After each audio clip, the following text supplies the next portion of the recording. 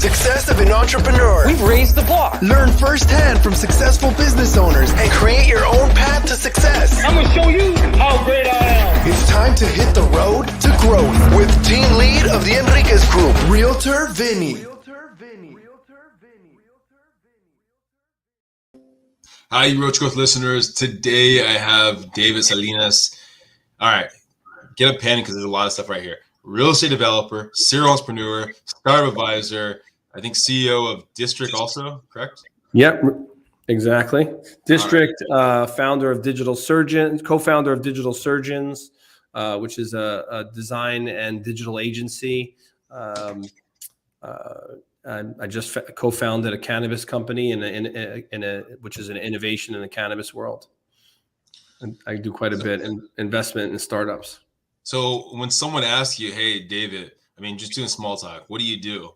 How do you describe yourself?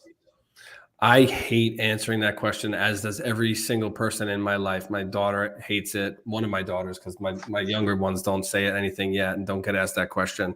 My wife is always confused. I'm an entrepreneur at the end of the day. I'm an entrepreneur's entrepreneur. I advise a lot of entrepreneurs. I love the journey of business, the ups and downs, the roller coasters. I'm built for it, and I'm built to help people get through it. So I often tell people I'm an entrepreneur. My secrets or my superpowers are around people, brand, marketing strategy, business development, innovation. Well, I mean, let's rewind. Let's just get into your story. I mean, who was young David growing up? Just an eclectic young man. I grew up in the streets of New York City. I grew up in Queens, and son of an immigrant. My father was from South America. We didn't have much. But I always wanted more. I wanted more knowledge. I wanted more opportunity. I wanted more exposure to things, and that led me down really interesting paths. Started working. My first official job was a busboy at a restaurant when I was 12 years old. I've done everything from thread pipe for a plumber to demolition for contractors. Drafting for architects, and so on and so forth. Wound up putting myself through college when I was 19. I went to the University of Bridgeport only because my brother was going there for chiropractic school. So I thought that it would be good to just room up with him and get out of New York. And we moved to Connecticut to go to college. And throughout my career, I always tell this story. The sort of defining moment for me was every time I talked to people and entrepreneurs, business owners that I worked for, I always had good ideas for them that would optimize their business, that would help them in some capacity be more successful, or what I believed would make their customer experience or their work experience more successful. And most of them were very turned off by my advice because I was a kid, or that I was seen as someone of less intelligence or less experience than them. And then one of my bosses had said to me, "Hey kid, if you want to give advice, you probably should just run your own business." And I was like, "All right, that sounds like a great idea." So I had some starts and stops as a young man, starting stuff 19 years old, started businesses, or little hustles when I was 16. But then ultimately after college, had a couple of runs with marketing. I started in digital marketing, doing search engine optimization before anybody even knew what it was in 2002. And then in 2006, I launched my first company. I was 26 years old. It was called Digital Surgeons with my business partner, Pete. We had about $5,000 between us, $2,500 each. And that company now is 16 years old. We have about 50 some odd employees, 8-digit revenues, and very successful. We work with top, Fortune 50 companies all the way down to venture funded startups. Well, let's rewind. All right. So talking about your father that was a immigrant, how long after he moved to the U.S. were you and your brother born? So he came here when he was 16. My brother, I think he had when he was 21, so 24 for me. So how often did he bring up the idea of where he came from and how the difference is? I mean, was that brought up frequently in the household or not much? No, not at all. So my mother was American. She was a German Russian Jew. We didn't really have that exposure. I think my brother did more. We had family. My father's family is huge. My Hispanic family is like typical, like just absolutely massive family. So we knew we were different, but he brought up some elements of his life. It was third world, Peru was a third world country back then. It was not as developed as it is today. Even New York City was practically a third world country back then in the 80s, in comparison to what it is today. So we knew that there were differences, but it wasn't highlighted that often, other than the fact that we knew he fought for food. He lost his mother at a very young age, which turns out that I would lose my mother at a very young age. My mother passed away when I was 12 years old. He had a tough life, but he always had this mindset about him that he didn't necessarily pass to us directly and through these sort of father-son moments, but somehow I was able to absorb quite a bit of his personality and his mindset. What was that mindset? Unwavering faith, unbelievable confidence in self, and positive outlook on life. My father actually just finished his last treatment for radiation of his brain for lung cancer, and he did so well in the treatment that the doctor said, listen, there's a chance that there's some leftover cells that could have gone to your brain, because thoracic cancer tends to move to your head, and it's undetectable. So why don't we do radiation? Because if you got good years of your life left and you believe that you got at least 10 more years, he said, you handled it so well, let's just knock it out and make sure and do this as a precautionary treatment. So it's 2 weeks of everyday radiation to the brain. And I called him 2 days ago. So his last treatment was yesterday morning. I called him 2 days ago just to wish him well, ask him how he was feeling. And I said, like, what's it like? Like, tell me a little bit about the side effects and what it felt like. And he goes, you know what? He goes, it's fine. He goes, there's no point in complaining. And I said, so he's not complaining. I'm asking you. And he said, no, he said, it's complaining to me. And he said, complaining makes it worse. And that's a mindset, right? That what he's saying is that the majority of the fight that we all go through in life happens between the 5 inches between your ears. And his game in that space is just airtight. And I got that. I don't know how, through, I'm older now, so I understand the things that he's saying and I can piece them together. But I think that's that mindset, Also, he always thinks he's going to win, right? He doesn't think about failure first, because, and I've learned to tell people that failure is easy to think about, right? When you have a challenge in your life, when you have a risk in your personal or professional life, the first thing that you're going to think about, most people think about, is failing, is the fear part. You burn your early calories doing that, right? You burn your energy on that stuff. And I think that is a waste of time, because it's so easy to see that, right? Failure is such a quick thing to recognize, to note, that the answer could be no, that you may not raise the money, that you may not catch that account, or whatever it might be, versus using that good energy and those calories that you can burn on the possibilities of doing the impossible, of understanding the angles that will make you more successful. Well, I mean, and I would love your perspective on it. I mean, because I always look at the idea that, right, most people go away from fear than go toward pleasure. Because, like you said, it's easier to use fear than it is to use the pleasure, right? So using the fear of not succeeding, so it pushes you to make that extra call, deal with that rejection, deal with other stuff. So what's your mindset on that for people that maybe are in a rut, that need a way to get out of that rut, and they can't basically even imagine success, but they can imagine if they don't do it, that they're going to be stuck in the same spot that they've been in for the last 5-10 years? So it's funny, the concept of a rut and why it happens is because something happened in your life that created change, right? And change is very external, right? Like you got fired, or you started a new company or a job or what have you. The transition from change is something that's internal, right? So you're either sort of in that sort of dying death phase, or you're in the neutral phase where it hasn't quite started and it hasn't quite ended, and then you're in the new beginnings phase. and that's a framework that was created by somebody. I don't know who, but a lot of people get caught up in that. Most people get caught up in that death phase. That's the rut. For some people, after a failure, they have to see more failure. They have to get to rock bottom before they can turn around. That's a mindset. For me, because of the things that have happened in my life, I believe that you have to get back up on your feet and you have to think about new beginnings right away. I'm like in the very small percentage of people that can do that because of the scars that I've had in my life. As I mentioned, I lost my mother when I was very young. I lost a very close person to my mother, and my uncle, who was one of my best friends and like another big brother to me 4 months later.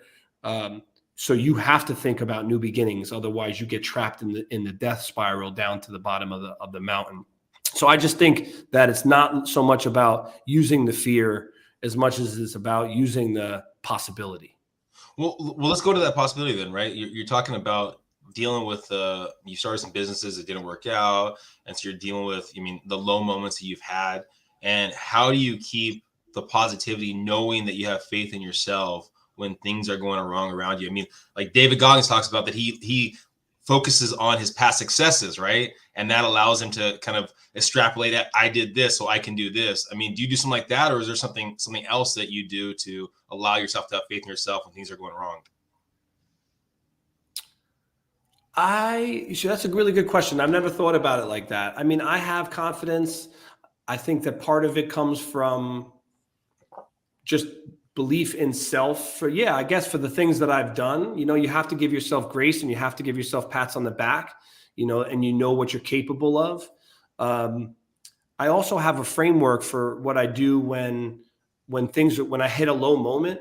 I always tell everybody, take one day, whatever that is, that you go to a boxing ring and get a workout in, go to the gym, scream into a pillow, take a shower, take a bath, get a massage, whatever it is that helps you to decompress and to get it out. You do that in one day. And then usually what happens is in that next morning in the shower, on that ride to work, or somewhere that next day, answers start to come to you.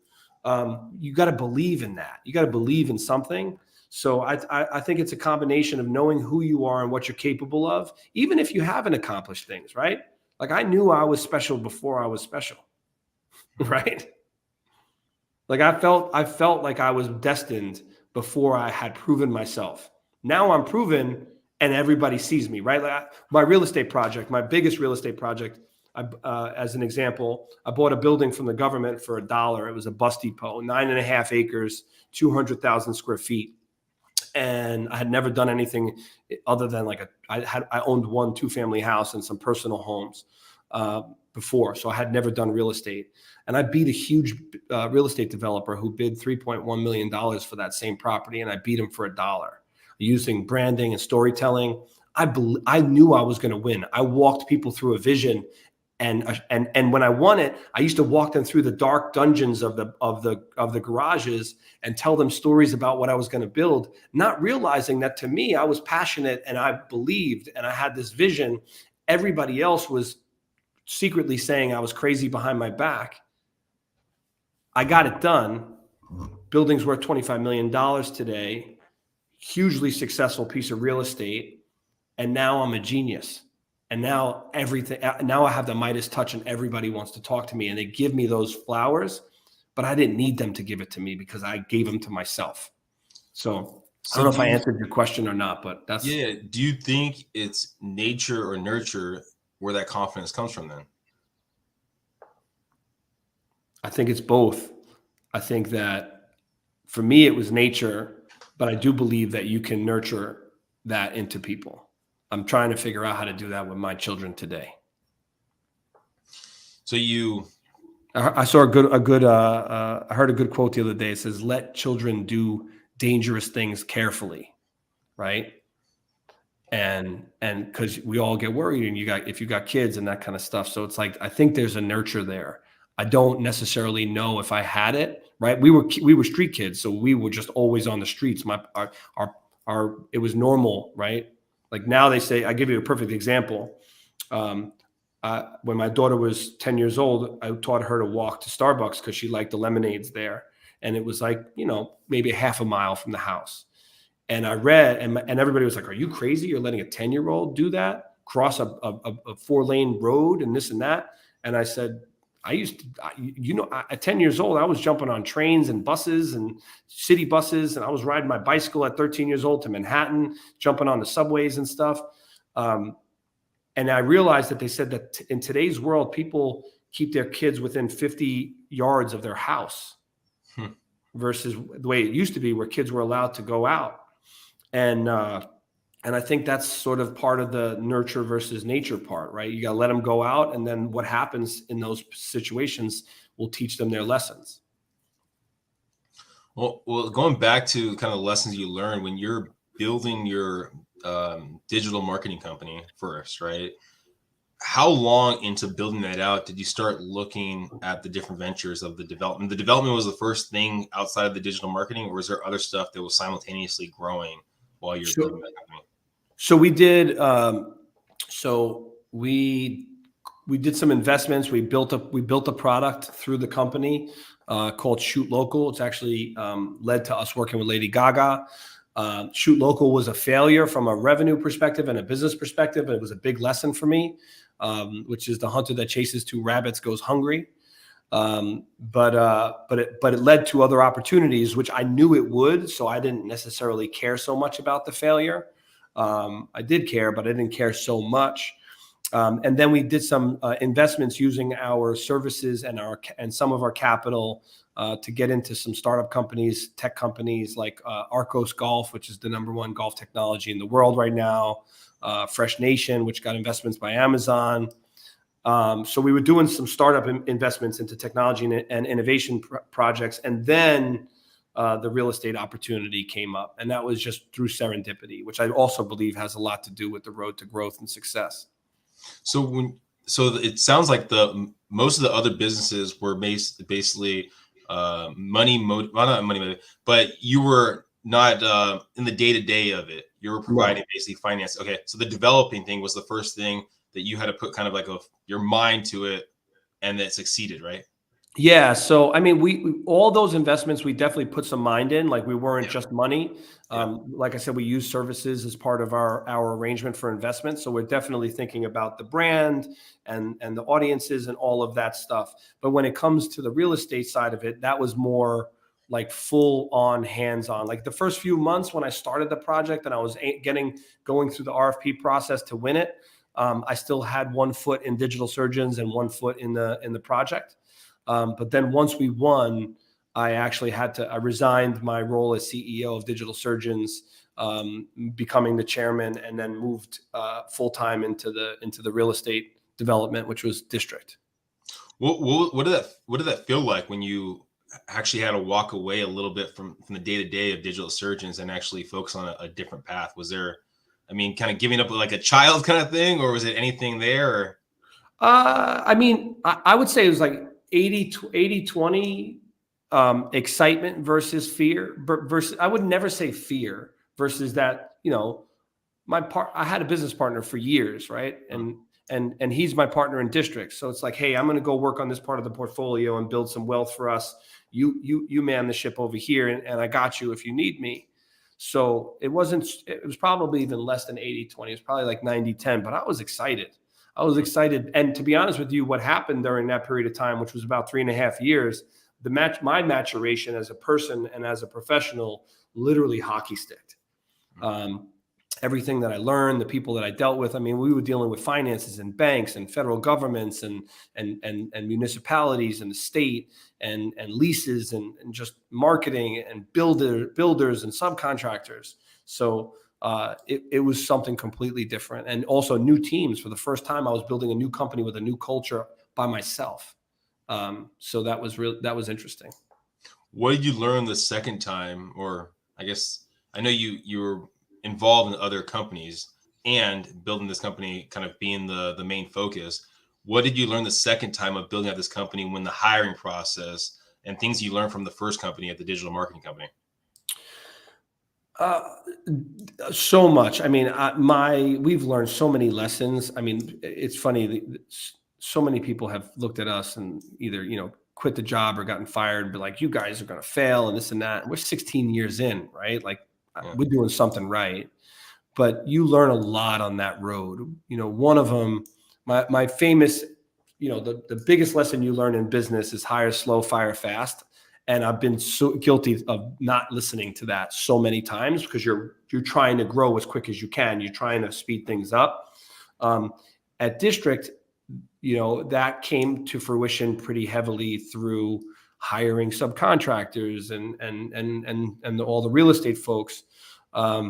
Also, the process of culture in the company and how you're perceived. My biggest lesson learned was actually through myself and my COO, who's now still with us and the COO of Digital Surgeons. And it was perception, how people perceive you as a leader of an organization, and how you perceive yourself how you perceive yourself and how you perceive them, how you think they're perceiving you, because it's so off. Right? Like I think I'm the most human person in the world and nobody should fear me. And then I think that everybody is terrified of the guy that writes the check or the girl that writes the check, or the person that writes the check. That's one. Being humble enough to sit down and direct enough with people to be like, listen, I remember my wife was having my son, my second child, and I got a text message with an awesome announcement. And I was like on the side of the bed, like on the side of the hospital bed, and I was forwarding out to everybody on the team. And I was like, yeah, we got it. My wife had no idea, and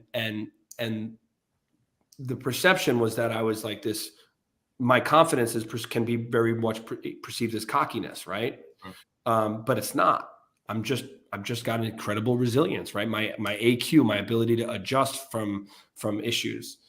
So having those conversations with her, honestly, we had one come to Jesus like moment that ended in a great hug, and we have become the best team imaginable, right? And I think that came from humility, that came from honesty, that came from being upfront about everything and just airing things out.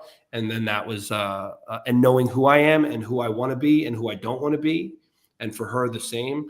And I think that was the biggest lesson. And I brought that back to the companies that I've been a part of. I came back to Digital Surgeons, and I made a bunch of changes culturally in the business, and I continue to push forward on that type of theme around with everybody I advise or otherwise. It sounds like, you have a really good partnership with your digital surgeon partner and then with your wife. For someone looking to either start a business, I know there's going to be some similarities, but of course, definitely differences. If someone's looking to start a business or even find a partner, right? What are some suggestions for an entrepreneur when they're looking for that other half of themselves? Take your time. Don't rush into it. And I actually just had this conversation yesterday. Here's my advice with partners, whether they're let's stick to professional partners for a second. And it might apply to both, but when you're choosing a partner and you're working together to get to a start, number one, take it slow. Think about every possibility. Think about it as the terms of a business agreement, right? And bullet them out and discuss them and keep discussing them, and think about all the edge cases and be upfront, right? In 12 months, we may need to make some changes based off of what we learn. There's no way in the world that you're going to get it right in your partnership upfront. You may wind up being a larger contributor, and as a larger contributor, you have to incentivize yourself, and your partner needs to know that's how the world works, right? We're stick and carrot, right? We need to have some incentivization. So that means that the equity might have to change, right? There might have to be a different options pool that happens. The rules of cash flow might have to change.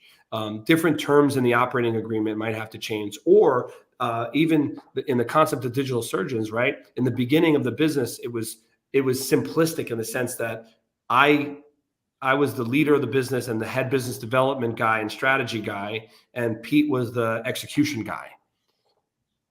As the business evolved, I was upfront with him. When I met him, I said, listen, I'm going to teach you how to sell, right? Because you don't know, you're not good at it now, but I'm going to teach you how to get good, how to be good at it, because I'm really good at it. And I'm going to teach you. And eventually you're going to be the rainmaker in the company because of how smart you are, because his intelligence level was completely, we're yin and yang. I'm all EQ, IQ, intuition. And he was like, he's a mad scientist, genius, like unbelievable, intelligent guy. So we talked about that. But then as the company starts to morph and it starts to happen, you have to remind yourselves and you have to keep having those open, honest conversations. You also have to know that the concept of not being able to build back trust when things happen and not be open is bullshit, right? Like he and I had 5-6 years of like bad partnership. Not like kill each other, but it was not good. And we bounced back from it, and you got to be open to that. Again, humility. You got to be able to have upfront conversations, understand the difference between think and feel. I think those examples and that how I described it is no different than what you would do with a loved one, a wife, a husband, a partner. In those 6 years, and you don't have to get the specifics of it, but those 6 years right there, right? It seemed like a long time, 6 years of having kind of some bad blood in that partnership. I mean, what was the process of getting out of there and getting back to normality and in a good relationship? So the good news about it was that we both still had an unwavering focus on the company, right? Sometimes people get so selfish and so full of themselves, or they get so much sort of cancer, I'll call it a cancer, that they lose focus on what matters, which is like, we got to eat, the company's got to do its job, the people have to get fed here, we got a lot of families and a lot of mouths to feed. So he and I never lost that. I think, unfortunately, though, when you have two powerhouses like we were, and I would consider myself a powerhouse as I would consider him, sometimes you got people sometimes that can create polarity, in the sense that you have two Ferraris that are tied to each other, driving in opposite directions. And we felt that, right? Our revenue hit a ceiling and it got stagnant for a while, probably around 6 million at the time. And so, and it wasn't all bad. It was that we weren't hearing each other because we didn't know how to communicate, right?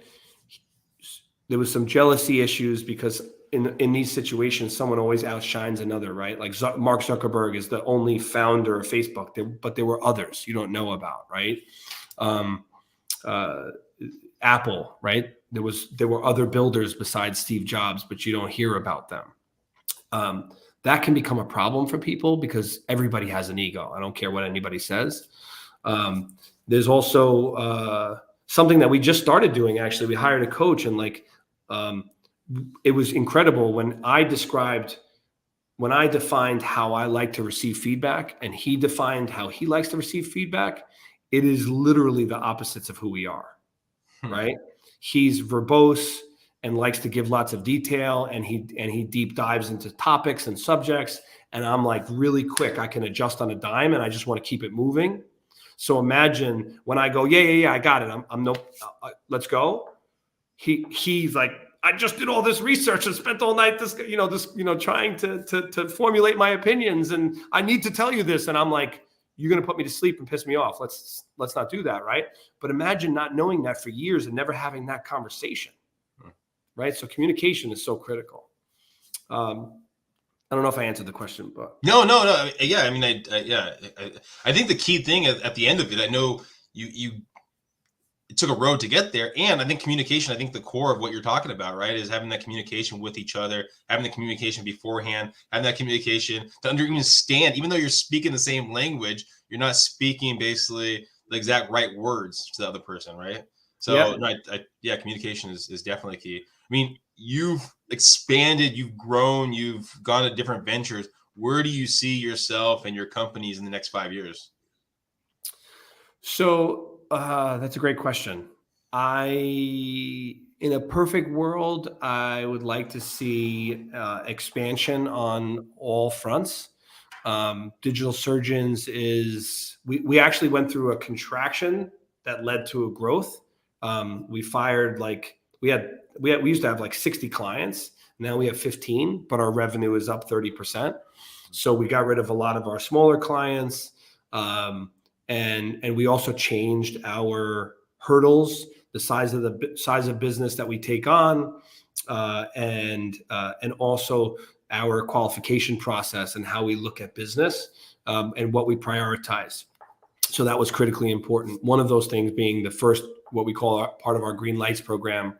The first green light is actually internal, which is the happiness and satisfaction of the team. So we put the team over everybody, over clients' success and everything, because we believe that the team is happy, that the clients will be happy. If the clients are happy, we will see more profit, and that makes the world go round. And then the work will be better, and if the work is better, we'll see more profit. Excuse me. So that's Digital Surgeons, and that machine is really starting to take shape now. We've got some new leadership in, and that the changes that we've been implementing are starting to transition, and we see success there. District is a bit harder because we built a product that every developer wants, but they always want to just lease property to us, and we are like a very big asset to a development. So we prefer to own or be part of the ownership structure, because we figured out a way to anchor buildings, and we figured out a way to satisfy governments and get lots of perks and interesting tax advantages that a lot of developers can't get without us. So expansion of District's brand would be interesting. And then for me, my big focus right now is cannabis. I'm a big fan of the plant, for all of its glory and benefits. I just invested in and became a co-founder of a brand called Hue, which is HUUE.co, which is an innovation in the vaporization space. I think it could be $1 billion company. Very, very excited about it. And I want to see that through. So I've been a very active board member there, and also, like I said, co-founder. So I'm much bigger than a board member in that respect. And I'm looking at the cannabis space as a really lucrative and interesting space, both as it relates to brands, both as it relates to products like CPG products, but also as it relates to real estate. What in the Hue space, what do you is it a product base? I mean, you're talking about the real estate. I mean, is it? Yeah, no. So Hue is a CPG product. It's a packaged good. So basically, we have so in the world of cannabis, the preferred and most dominant method of consuming the flower is through inhalation. There's 3 ways to inhale. You can smoke, so burn consumption. That'll be joint, blunt, bowl, bong, etc. You can vape, which is typically referred to as oil vaping. So the pens that everybody walks around with, which is usually an extraction through ethanol or CO2 or compression of the flower and taking the oils out, and it damages the plant and all of its full spectrumness, or benefits, I should say. And then the third is the least popular but the healthiest way to inhale the plant, which is dry herb vaping, which is warming the plant up to a degree that's below combustion. So you're not introducing tons of chemicals and harsh cancer-causing byproduct, and you get the full benefit of it. So we actually went after an innovation there, and we were able to take pure flower and compress it into pucks. Small pucks that you can just drop into any dry herb vaporizer and vape. So we've taken all the inconvenience that is dry herb vaping. So if for those of your listeners that know or don't know, with dry herb vaping, you need fresh flower. You have to grind it. You have to pinch it out, which means it's not dosable because your pinching sizes are going to be different. You put it into a device. All of the flower sweats. The sweat turns into gunk in the device. You then reheat that gunk, and that gunk starts to taste bad, smell bad. It ruins the experience. So we've actually completely solved that through creating these little pucks that I'm showing that you won't be able to hear, but if you're watching the video, you can see they're these little pucks, and you just peel this back and you pop a puck out, drop it in a vaporizer, and you dry your vaping. It's almost as convenient as oil vaping, but significantly better experience and so on. So it's a huge innovation in the space. Well, thank you, David, for being on the Road to Growth podcast. If people are listening, they're looking to just kind of follow your journey, get more information about Hugh, get more information about any of your platforms. I mean, what's the best way of them reaching out? So I'm on LinkedIn, David Salinas. It's probably the only platform I've been able to get my real name because there's like 13,000 of them. But I am David Salinas on LinkedIn. On social platforms, I Grow Brands. IGROWBRANDS. That's Twitter, Instagram, TikTok, and whatever platform comes out when you're listening to this. And in the show notes, we have a couple of those links. So go in the show notes for that information. I'm going to finish up one quick last question, David. Yeah. All right. Do you have any future plans of bringing any of your kids into one of your developments, one of your deals, one of your businesses? Is that a kind of future plan? I know you talked about how to raise them, and have you already put a game plan in place to try to get them involved with you? In theory, I think that would be lovely. I think that would be great. I won't pressure them to do it. Right. So like when I was growing, I'll say that when I was growing up, because my father was not highly educated, where he came from, he didn't understand the world. So for him, there were two jobs: be a doctor or be a lawyer. My brother went on to be a chiropractic doctor and got his doctorate, and I did not. I didn't go to business school, and I took a very different path. I think I'm very successful right now. I think I have a good head on my shoulders for the most part. I took a different path. I don't want to influence my kids because they might turn out to be someone that solves. My brother passed away from pancreatic cancer in October of 2021. You know, it's really hard cancer to beat. And people don't go after it because it kills so quickly. Maybe one of my kids take the path of science and figures that out.